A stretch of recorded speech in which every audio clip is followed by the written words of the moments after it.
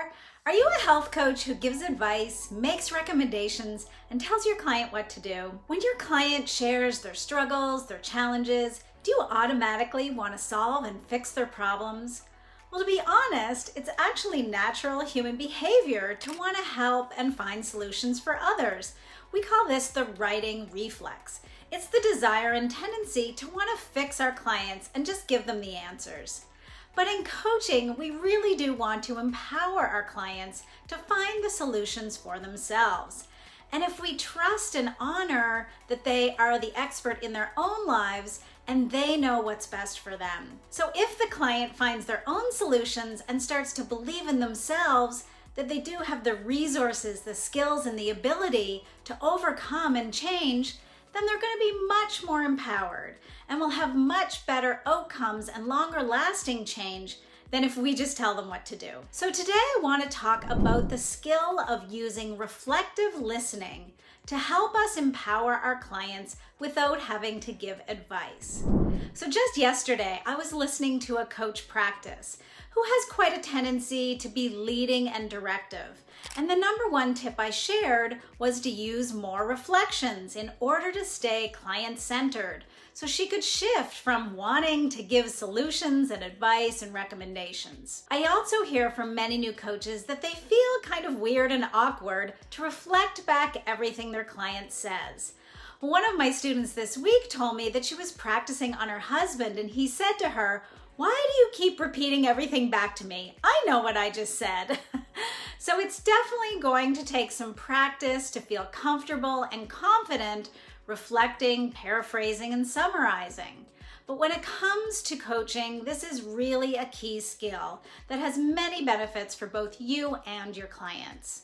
So let's take a look at some of the top benefits of reflecting. Number one, reflecting builds rapport and trust as the client feels heard, seen, listened to, and valued. Number two, reflecting increases our understanding and clarity of the client's goals, their situation, challenges, and it also minimizes misunderstanding and assumptions.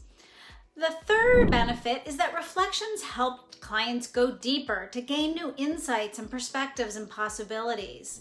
Number four, reflections help to improve your client's self-awareness and their self-confidence. Number five, they also help your client become empowered, self-reliant, and self-accountable. And number six, for us as coaches, reflections keep the coaching client-centered.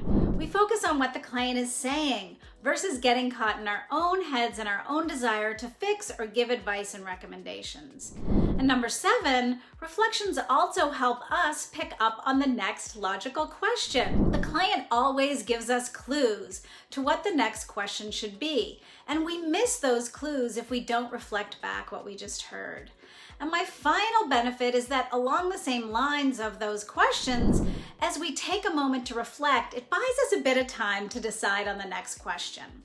So I hope you can see that there is a long list of benefits of reflective listening for both you and your clients. So how do we actually reflect? How do we do this? Here I want to share with you my top 4 tips for reflective listening. Number 1 tip is to use more reflections than questions.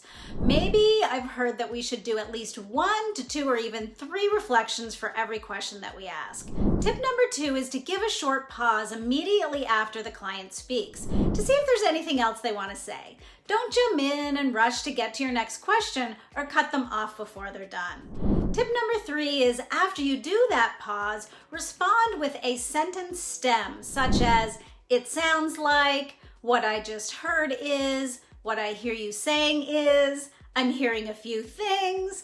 All of these sentence stems, you include what the client actually said.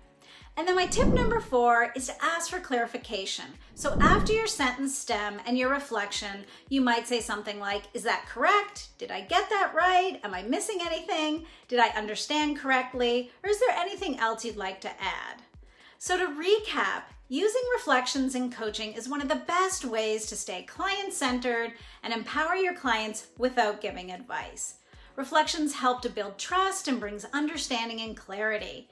And by practicing the 4 tips that I shared with you today, you'll be a better coach, and ultimately your clients will have better outcomes. So thanks for tuning in today. Let me know if you have any questions at all in the comments below, and I'd be happy to answer them. Bye for now.